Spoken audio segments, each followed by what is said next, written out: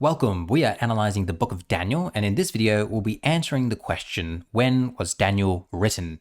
Now there are two competing theories. Firstly, the religious theory that Daniel was written in the 6th century BC, and secondly, the secular theory that Daniel was written in the 2nd century BC. We'll begin by analyzing the religious theory. So according to the book of Daniel itself, the prophet Daniel is carried off to Babylon in 600 BC.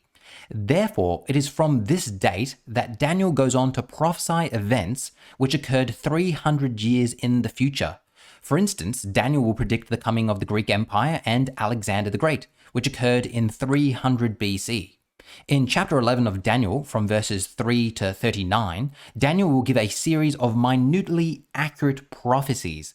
Let's very quickly review these prophecies, and as we do so, you must remember that according to the religious theory, Daniel isn't simply recording history, but rather all of these events are prophecies of things to occur 300 years in the future. So let's begin this brief overview of verses 3 to 39. Please refer to my previous videos for more detail. So we first have the division of Alexander's kingdom, primarily between Seleucus and Ptolemy. Then we have the marriage alliance of Antiochus and Bernice. Then we have the Third Syrian War involving Ptolemy III. Next, the Fourth and Fifth Syrian War under Antiochus III, after which we have another marriage alliance between Ptolemy V and Cleopatra I, and then the Treaty of Apamea imposed by Rome on the Seleucid Empire. We then have an allusion to Heliodorus attempting to rob the Jerusalem temple, then a very accurate account of how Antiochus IV came to be king. We then have an allusion to the removal of the high priest Onias III. We then have the Sixth Syrian War, in which we are told about the famous encounter between Antiochus IV and Rome, and then we are told about the abomination of desolation. Now, all of this historically accurate information is recorded in astounding detail in verses 3 to 39 of Daniel chapter 11. And remember, according to the religious theory, all of these events were written down 300 years before they ever happened.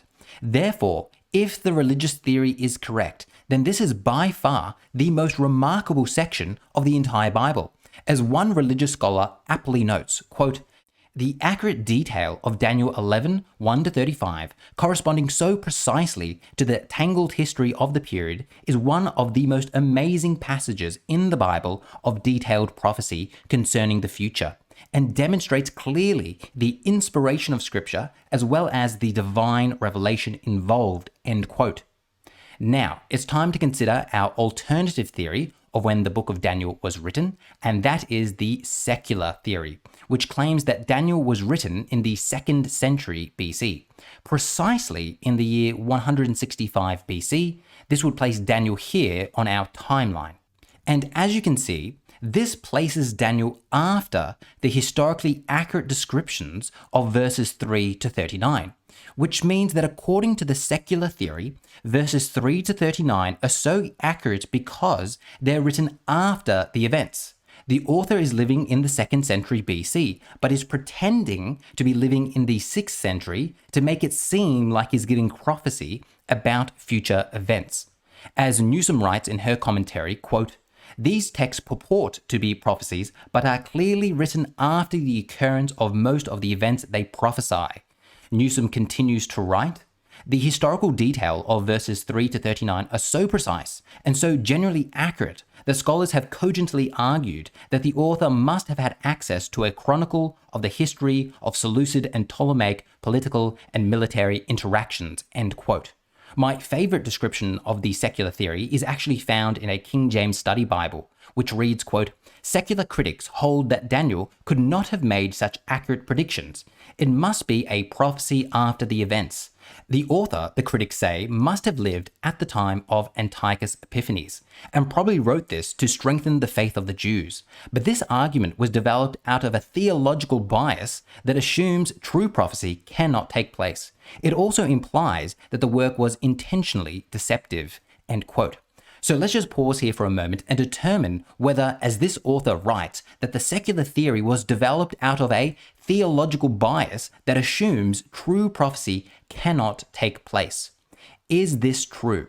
Is the only motive behind the secular theory the desire to deny that Daniel contains true prophecy?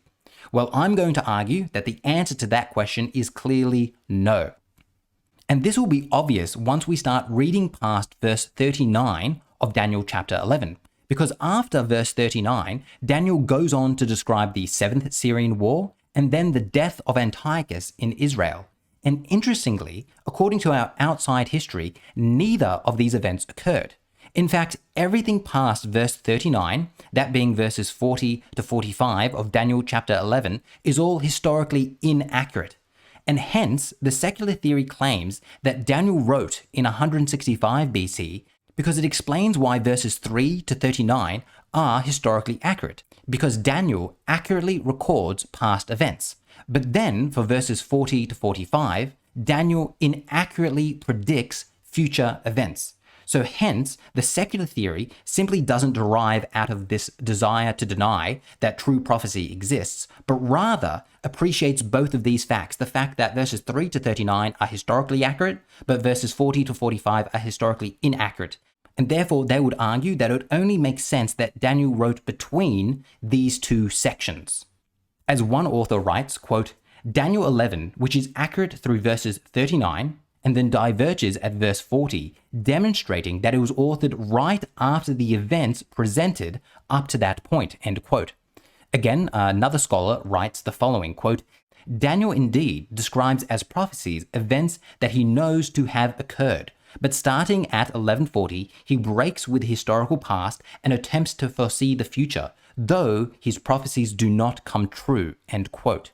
Yet again, another author writes the following, quote, whereas verses 1 to 39 correspond in detail with what historians know of that same period, verses 40 to 45 do not.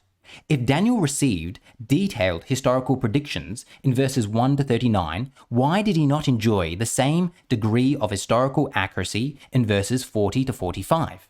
The author continues, the most probable explanation is that the inspired writer of Daniel 11 was actually a person living in the 2nd century BC. He was able to record verses 1 to 39 in accurate detail because those events were in the past historical memory.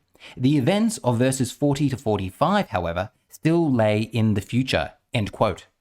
And then finally, a religious scholar writing in the Preacher's Commentary describes the secular theory as so, quote, it suggests that at this juncture, verse 40, the author ceased describing past events of which he had already detailed historical knowledge under the guise of prophecy and began to offer a little prophesying of the future himself. The point at which his errors begin pinpoints his time of writing, end quote. So we have now summarized both the religious and secular theories about the dating of the book of Daniel. But hopefully you all have the same question, and that is, are verses 40 to 45 really historically inaccurate? Well, in the next few videos, we're going to be comparing verses 40 to 45 with outside history. So if comparing the biblical text with the writings of Diodorus, Tacitus, Polybius, Josephus, and the book of Maccabees sounds exciting to you, then please consider becoming a patron to get access to my full videos. You can become a patron for as little as $1 a month. If you're not in the position to donate, just shoot me an email and I'm happy to give you access to my videos for free. But these videos do take a tremendous amount of time to make, so donations are much appreciated. Also, make sure you hit that like button, leave me a comment, and subscribe for my next video. Thank you for watching until the end, and as always, I'll see you in the next one.